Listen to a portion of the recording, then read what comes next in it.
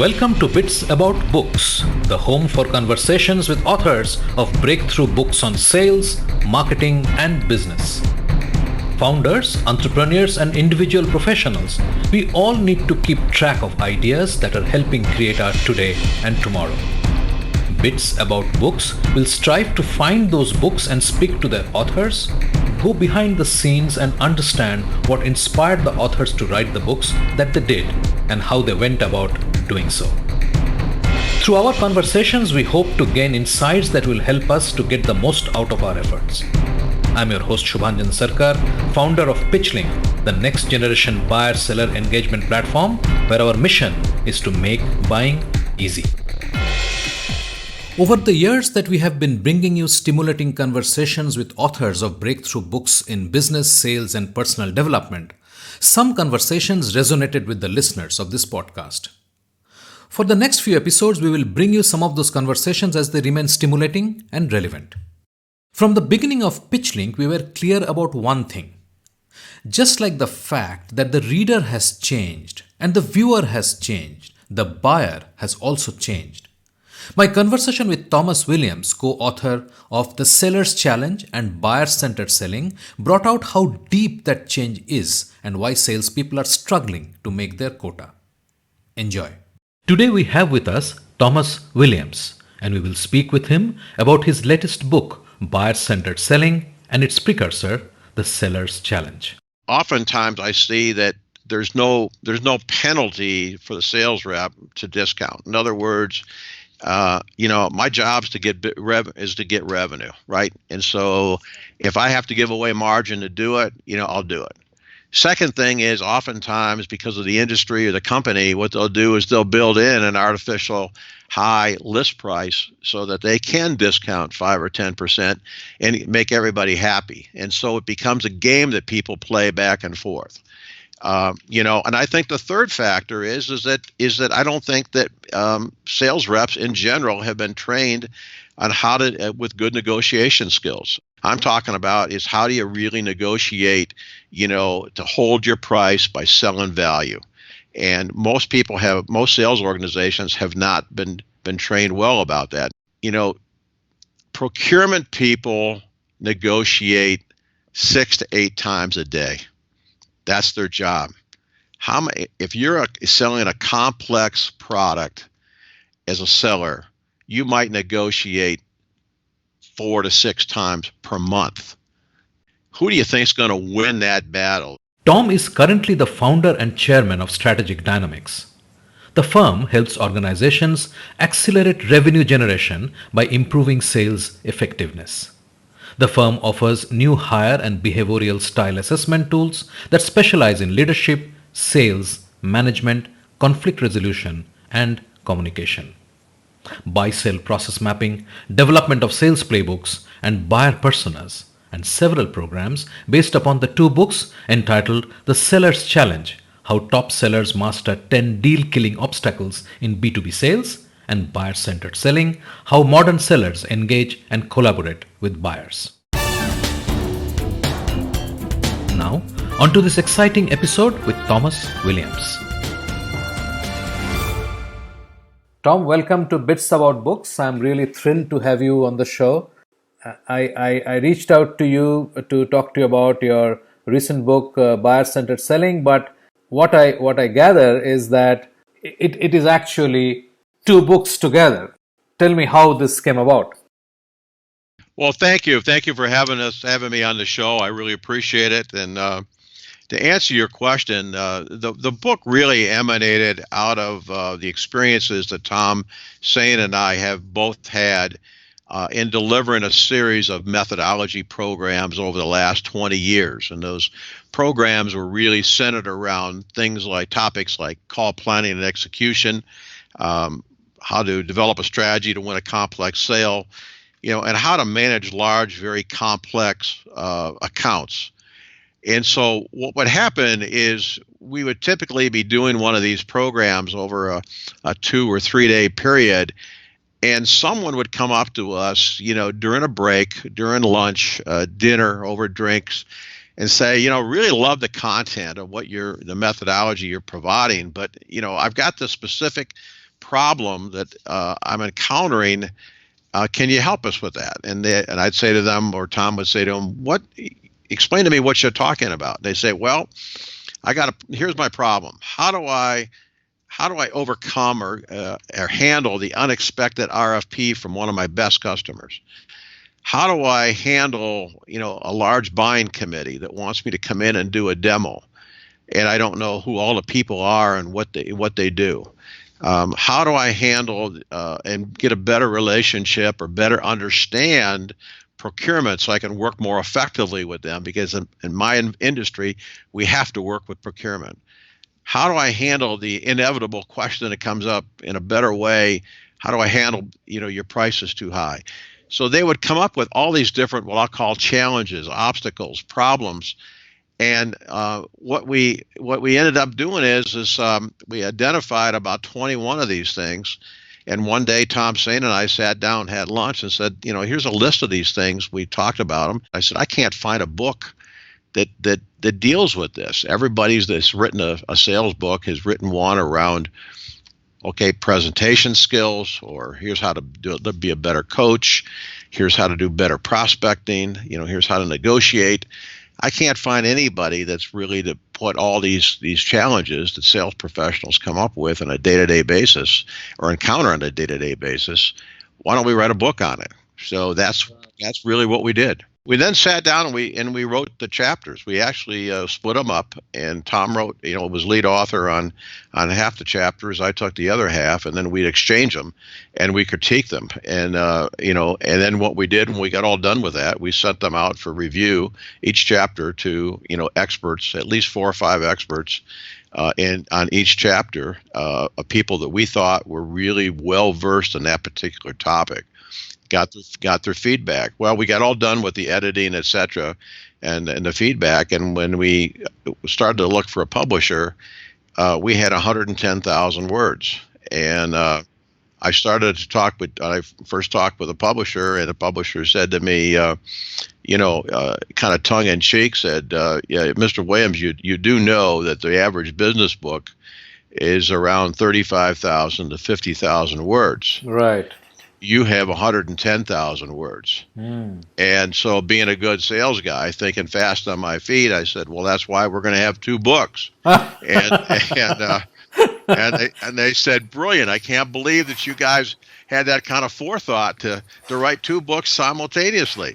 Well, we didn't. We didn't. We were 2 guys that were totally misinformed, and we probably should have figured that out ahead of time, how many words we needed to write. But we were so excited about the topic. We were so excited about getting into the meat of writing it and the enjoyment of doing it that we didn't realize that we had too many words. So what we then did is we sat down between the 2 of us and said, okay, what chapters do we want to put in the first book, and which ones we want to put in the second book, and how do we want to name the first book versus the second book? So that's really what we did, is we sat down and picked out which ones we wanted to start with the first book to kind of get people's attention and call it, the Seller's Challenge, How Top Sellers Master 10 Deal-Killing Obstacles in B2B Sales. So we thought that will capture people's attention. Right? That will get people to get some immediate value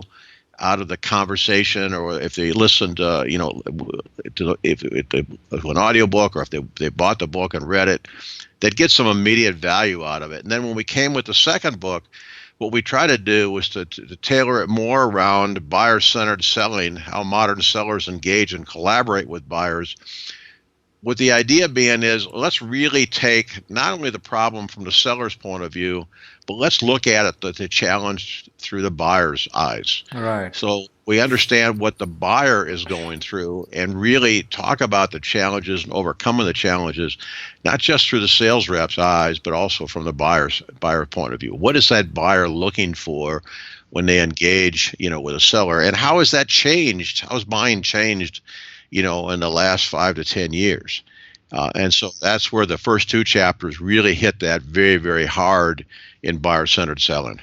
So tell me, I want to just take a little step back, and I want to know a little bit about your methodology that you normally teach. I mean, what does that encompass really? Well, typically we were teaching, a methodology around how to effectively, plan and execute effective sales calls, and the second one was methodology was how do you develop a strategy to win a complex sale, and then the third one would be, how do you manage large, very complex, important accounts. And so and then there were coaching programs around each of those three programs. So typically we were teaching, the what to do, not necessarily the how to do it.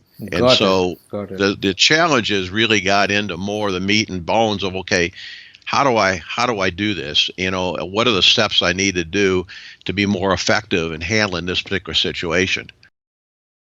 I understand how those questions, I can now sort of relate to what you just said, why they came to you later with those questions, because now they're trying to see how they're going to actually implement, and then they'll come up with those issues that how do I sort of overcome these, right? Exactly. Yeah. If you look at each of the challenges or the obstacles that we came up with in the two books, they come apart. They really come across at different parts of the buying process. But it's sooner or later, just about every sales representative is going to encounter, one or more of these at some point, during the buying process or during their sales process. Because the industries that we all sell in are different, some people will be very adept at some of the challenges or obstacles. Others will look at and say, what, here's the roadmap for me of how I can be more effective and efficient, in working with my clients. Right. So let's now focus on the first book, and I would hope that you will say why the first book was structured the way it was. How did you sort of come up with the 10 that you wanted to focus on, and what would you say was the takeaway from this book? Yeah, good question. There was a couple of things that let me start with what did we want to accomplish? The first thing we did is we knew that we had a lot of content, and we had more content that we had written that would fit into. We knew it was more than one book, so we really knew we had, in essence, two books that we had the content for.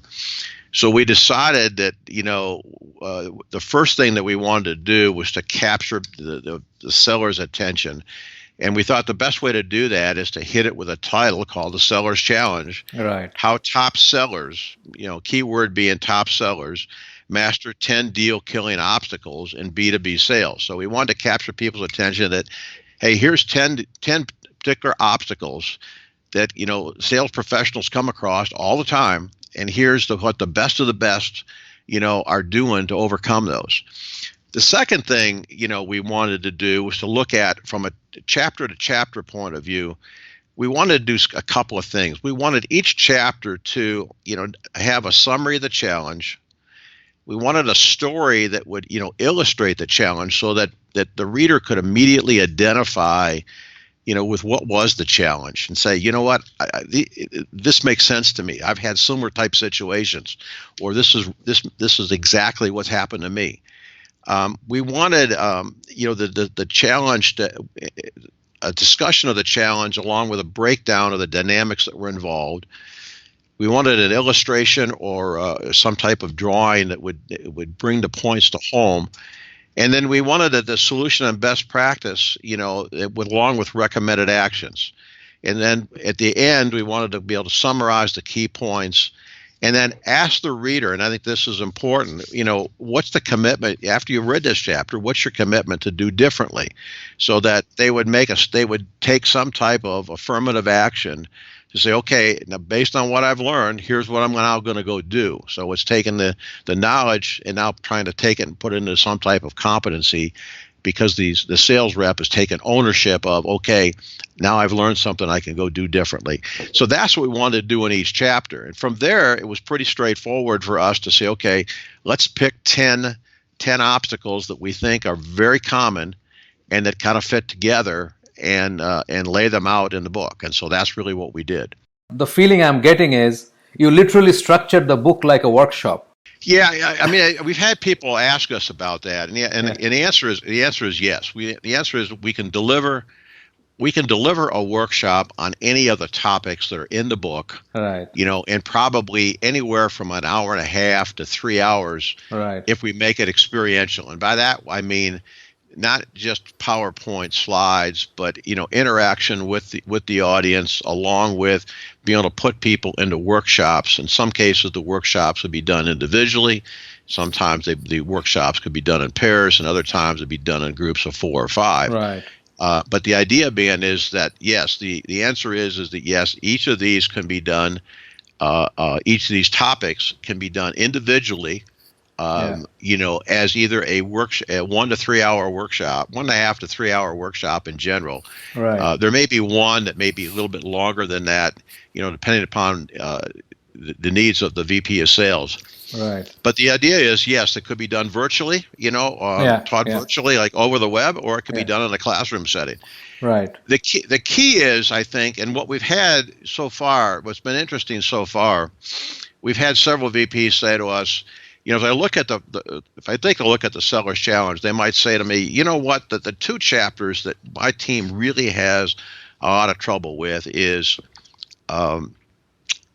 how do I partner better with procurement? And the second one is, how do I handle discount demands, from procurement and other people? So could you guys take those 2 chapters and put something together for me? And the answer is yes. Right. And so that's really where the book kind of ties together. And so it's interesting, if you look at the title of the chapters, if you were an individual top contributor, you might say to yourself, you know what? I'm good. I consider myself to be good with chapters 1, 3, 5, 7, and 9. I think I've got that content down cold. But chapters 2, 4, 8, 10, and 11, those are the ones, or 8 and 10. Those are the ones I want to focus on. And if that's all that somebody wants to do, we're fine with it. Each chapter stands on its own, and so as a result of that, the reader can read the entire book from cover to cover, or they can pick the challenge or 2 that's important to them, and just make this like a tactical field manual and go and say, okay, I want to just read this. Maybe they only come across, working with committees once in a while. To take the chapter, read that chapter on committees, a couple of weeks before you got to do your presentation, and be better prepared for what you're going to do when you go in and actually meet with the committee. Let's focus on these 2 in-demand chapters related to procurement and price and discounting issues. When you look at these 2 topics today, do you see some changes in the marketplace? Let's start with procurement. Well, I think procurement is the hot button, and really the Achilles heel, I think, of most sales professionals. I think generally when I talk with VPs of sales, they will say, stay out of procurement. Do whatever you got to do. Don't go to procurement. All they're going to want to do is beat you down on price. And in general, I don't disagree with that philosophy for a couple reasons. One is if you look at it through the lens of the procurement people, and I'm going to use procurement in a generic sense that encompasses both purchasing as well as sourcing. So it's kind of an umbrella term that covers both those topics. Every dollar that department saves drops straight through to the bottom line. So if you run the math on it, if you've got, if you're trying to improve, revenue by your bottom line by X percent, you can either grow your revenue, by a large amount, or you can cut a lot of cost out. And so there's 2 ways to get there. And procurement is now the darlings of the C-suite, because they can impact, through cost reduction, improve profitability.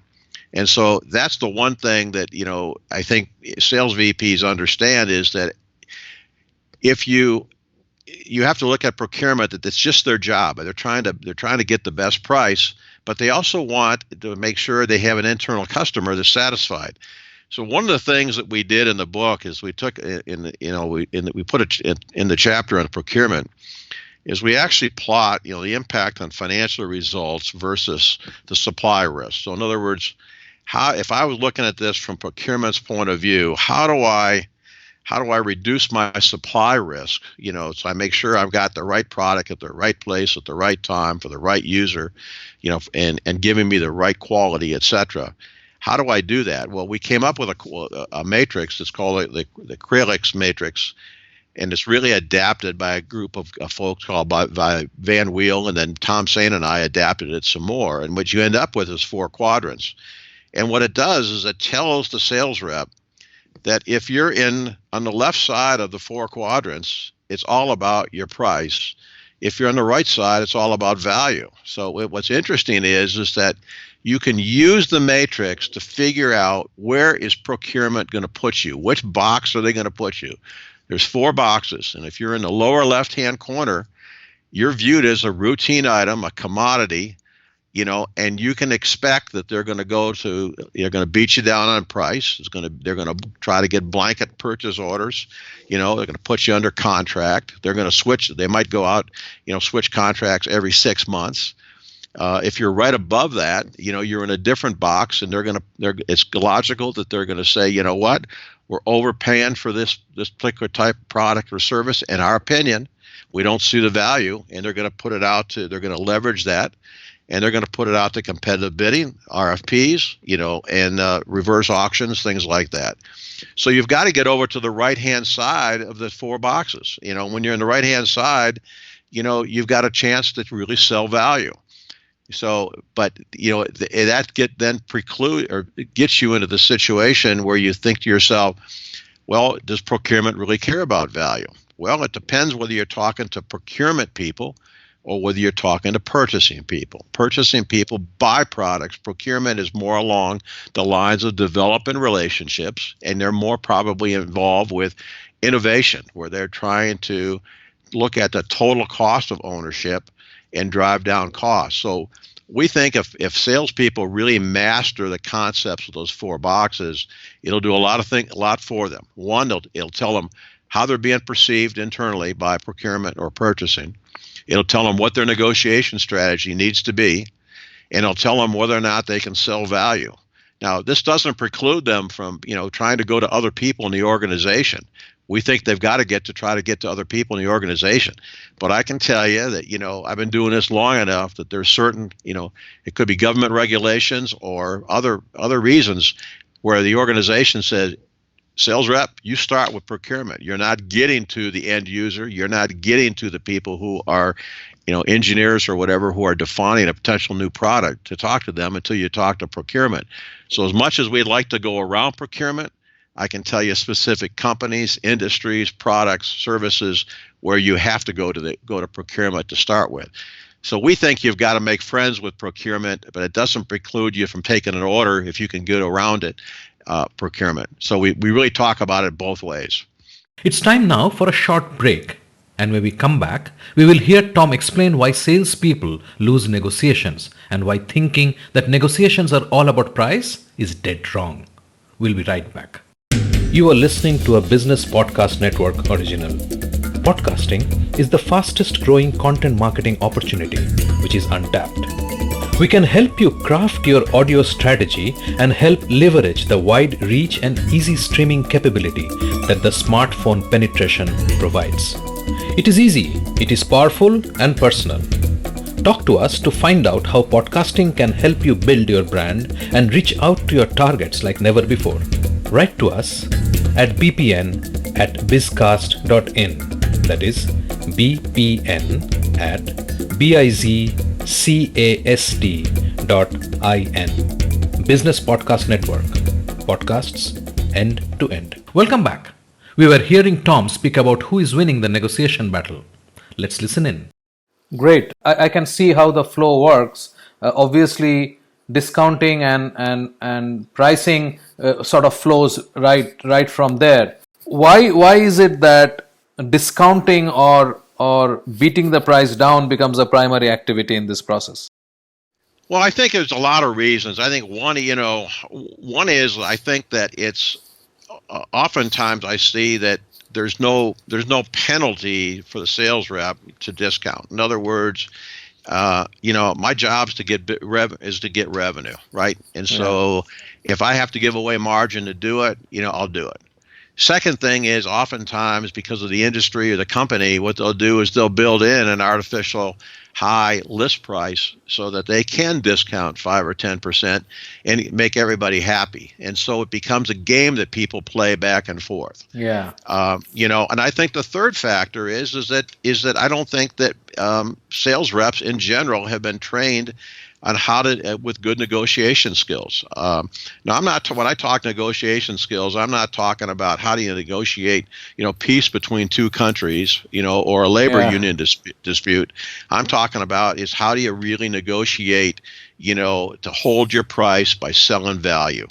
And most sales organizations have not been trained well about that. In fact, if you look at the research that's been done, one of the biggest complaints that buyers have about sellers is their inability to demonstrate, value.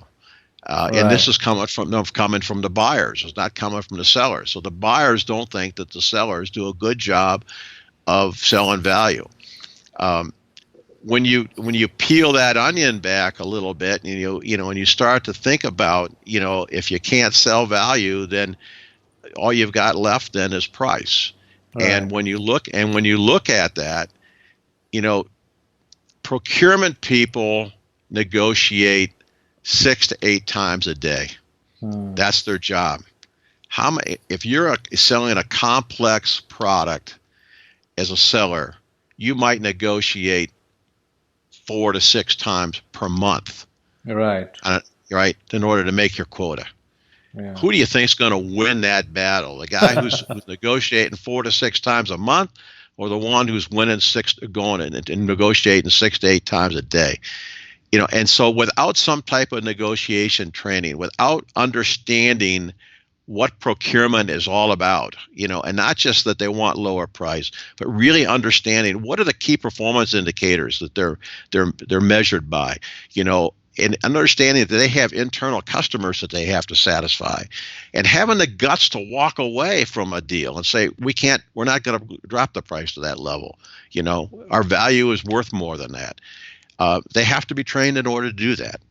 Let's move on to your new book, which is buyer-centered selling. So this new book was not the 10 more challenges the sellers face, but it was buyer-centered selling.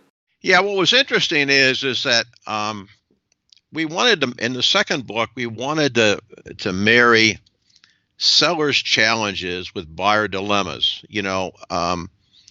What we wanted to do was to make sure that everybody, from a sales point of view, recognized that every sales opportunity was two-sided. It presents, both challenges and obstacles for both the buyer and the seller, right? And so we wanted to make sure that we had a more of a collaborative effort, on both the buyer and seller to understand that, many of the buying processes are doomed by, lethargy, fear, and eroding internal support from the buying community. And so we wanted sellers to really understand, more of what was really going on, from a buyer's point of view. So really what buyer-centered selling does is it provides, strategies and tactics to help the buyer, address 11, different dilemmas that are likely to slow or obstruct the buying process. And when you go through, and we hope the reader will understand as they go through this, is that, buying and selling are really inextricably connected. And so each chapter is independent, but it's unified by this common denominator or common commitment to help the customer buy. It's an interesting point because the popular discourse in the world is that you are an ace salesman. You go, you walk in, you do this magic, and you have got your deal, and you walk out, right? Right. And we will teach you the magic. So all the books and the podcasts and the trainings is that, okay, we'll teach you the magic. And it's really heartening to see that mainstream thought leaders like you are actually saying that it is a two-way process, and it's the other side process can be very different from what you think and define as a buyer's journey. Coming back to the book, how did you go about, again, structuring this one? Well, this one was pretty much the same, followed the same logic as what we did in the first book. We definitely kept the same format from Okay. a standpoint of what was in each chapter. So we wanted to make sure that, there was a summary of not only the seller's challenge, but in this book we also added the buyer's dilemma. So to really get the buyer to under the customer, I'm sorry, the seller to understand what the buyer's dilemma was, so that they really inextricably were connected, up front and understood that. And then again, went through with a story illustrating the challenge, a discussion of the challenge.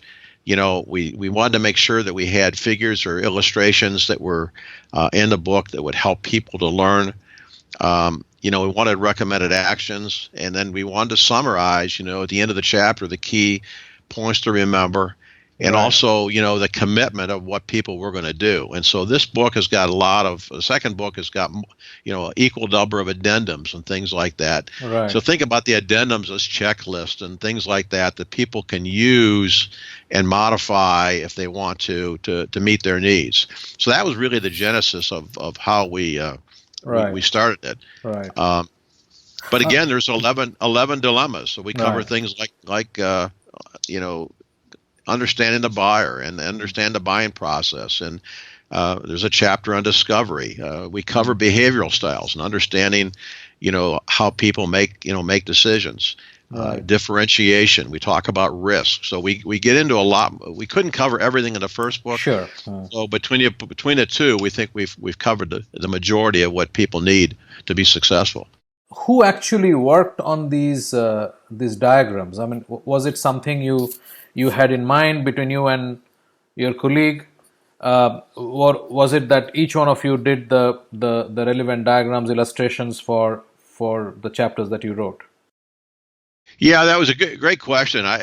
We both had started with how do we bring the content to life. We knew that from all of our training and workshops that we had done that there's a lot of people who are visual learners, and that we're big advocates that a picture was worth 1,000 words, and so we wanted to go and have illustrations that would summarize or illustrate key points of interest and things that people could relate to. And so that's what to answer your question, each of us did that on our own in the chapter that we took the lead on. But we also, as we went through and read, each other's work, if we thought that we could add another figure that would add value, we routinely did that and sprinkled it in, because we think that that's really where the value is for folks. And we think, as we develop these into workshops, the programs into workshops, we think that's really going to be very helpful. Great. And the other thought I have is that, can you share? You also had to have illustrative stories. How did you manage to A, find out relevant stories, and B, can you narrate one of the stories from any of the chapters? Yeah, I mean, I think each of the stories were real live stories from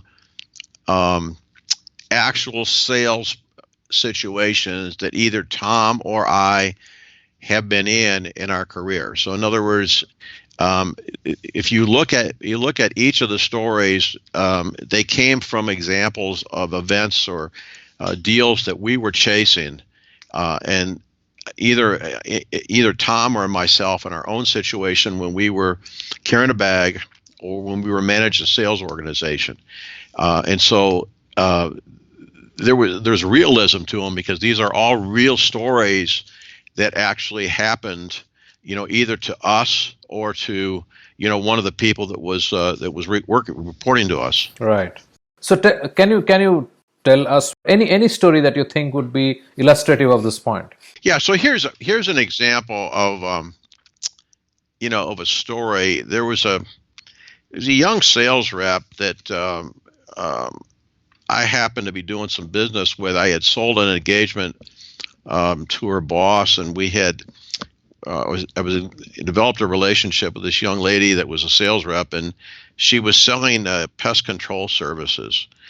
and her largest customer had been using a competitor for several years. And she was selling some other products into this company, but she could never get her main product into the company, which was this pest control services. So she was selling individual little items, but it wasn't a lot of revenue. And what was interesting is her company came out with a new pet spray that was very very friendly, not only to the environment but friendly in terms of the pet friendly. And what I mean by that is that the owner of the company always brought his Labrador Retriever to work every day, and the Labrador Retriever would run around the building, and it was joyful for the employees because they could pet the dog, and the dog would lay wherever they want, wherever he wanted, etc. And the employees would play with the dog and take it out on breaks and stuff like that. So the dog loved it, the employees loved it. It was a great environment. But here was the rub: once a month, when the pest control company came in and had to spray, the dog couldn't come to work that day because the pest material was not dog friendly, and it would make the dog sick. And so one day the owner brought the dog to work, forgetting that the pest company was coming in that day, and he had to turn around, go home and take the dog home. So this rep found out about it, and she wrote a very nice letter. And I'm going to kind of paraphrase, but basically, she wrote a note that says something like this. It said, "Hello, Bob. I represent an XYZ company, and we provide, commercial pest control services to many buildings and businesses in your complex. I understand that you take your Labrador Retriever to work most days. As you know, labs are great companions, and they trust their health and safety to us. Pest controls that aren't pet friendly can kill or cause severe damage to a pet's nervous system." And then she went on and talked about how the National Pet Organization reported how many dogs were actually hurt, and cats were hurt or killed by exposure to these toxics and poisonous, substances that have been used. And she said, "We can ease your fears and eliminate this problem with our new product. And by the way, ask the officers and handlers at the local police department's K9 facility, which is just a couple blocks from you, because we protect their pets. And as you can imagine, their pets are pretty important. I'd love to talk with you a little bit about how we can do this with your facility." Well, she provided if you think about what she did, she wrote a very nice email that provided insight and gave him information he did not know.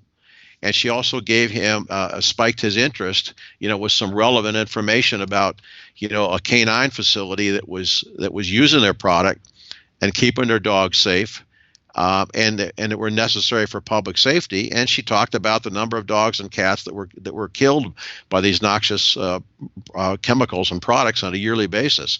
She got his attention, and even though he'd had this contract for 3 years, he met with her and then ended up canceling the contract with the other company, and became her customer. And so it was a good example of providing what we call insight, into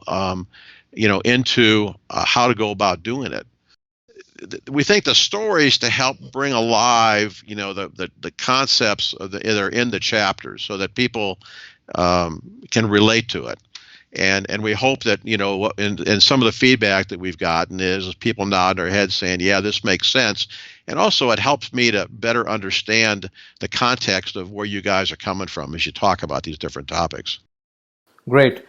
Before we wrap this up, I would like you to step back and tell me how you think the buyer himself or herself has changed dramatically from where he or she was, say, 15 years back, because a lot of the discussion training books are still about the buyer who does not exist anymore. Yeah. Well, I think buying has changed. The modern buyer has changed a lot of ways, and we devote a whole chapter to it. One is increased buyer knowledge, right? I mean, people are just more informed. There's also a greater number of buyers. We know that the buyers are going through a much more lengthy research phase than they ever had before. There's more of a reliance on self-diagnosis, We're seeing an expanded subscription economy. More things like Netflix. I don't want to own the movie. I just want to be able to get it whenever I want to buy, whenever I want to rent it or use it or get it. So we're seeing it as a subscription economy. Formation of buying committees. That reduces risk. It improves collaboration. It gets everybody on the same page. Fosters better communication, trust, etc. We're seeing that trusted sources of information. People are going to different places to get trusted sources of information. So like for example, I think it was 2017. The most trusted resources of sources of information were word of mouth, customer references and case studies, articles in the media, etc. Followed by things like vendor authored materials, analyst reports, reviews, and then lastly the sales rep. So how people are getting information is changing dramatically. And of course, the generational shift, it's amazing. Forrester said by 2025, millennials will form 44% of the workforce in the United States. So, and 73% of millennials will be involved in B2B purchase decisions. So you've got the dynamic there, not only generational, but age. Right. Yeah, that's major change coming. I mean, with that, the attitude and the way they approach a buying process, including procurement, I believe will undergo some serious changes. Yeah. So our takeaway from it, is that buying is changing and sellers have got to change. And so what worked yesterday, what worked in the past, is not necessarily going to work in the future. And so, there's got to be a strategy as the environment changes, the strategy has to change, and the tactics have got to change accordingly. And people that do will make a lot of money and will be very effective and will have jobs and sales for life. And those that aren't able to adapt, will be forced out of the profession. The market is changing and changing dramatically. And unfortunately, I don't see enough education being done by most companies. It's all about product training. There's very little that's done to improve the skill set and the competency of the sales rep on a daily basis. Great, and that's your next book, CEO of You. Yes, there you go. There you go. Bits About Books is brought to you by PitchLink, the buyer-seller engagement platform. PitchLink makes buying easy by enabling high-quality engagement between buyers and sellers through its presentation and discussion modules. Sellers create customized sales narratives using sales collaterals and personal videos and reach out to prospects through a non-intrusive, buyer-qualified engagement. PitchLink requires no installation or download and holds the entire repository of sales collaterals and buyer-seller conversations. Talk to us to know more about how you can engage with customers without intrusion. Call us on 99021 631 32. Great, Tom. I really enjoyed speaking with you, and I hope that I'll be able to get you back for another chat sometime soon. Thank you so much. I really had a great time. Yeah, thank you very much for having me. I enjoyed our conversation and hope that your followers find it worthwhile. Great talking to you. Thank you so much. Thank you for being with us today on Bits About Books, where we talk to authors about breakthrough books on sales, marketing, and business. We hope this conversation helped inform and motivate as we all navigate a rapidly changing business environment. For us, these are enlightening conversations enriched with knowledge and expertise. We encourage you to go out and buy the book to learn firsthand and implement some of the great ideas we discussed today. We hope to have you with us again in the next exciting episode of Bits About Books. If you liked what you heard, subscribe to the show in your favorite podcast platforms like iTunes, Google Play, Spotify, or wherever else you get your podcast from, and give us a rating while you are at it. This Bizcast original podcast is produced for PitchLink, the next generation buyer-seller engagement platform, where the mission is to make buying easy. Hosted by Subhanjan Sarkar and produced by Rajiv Aditya. See you next time and have a wonderful day.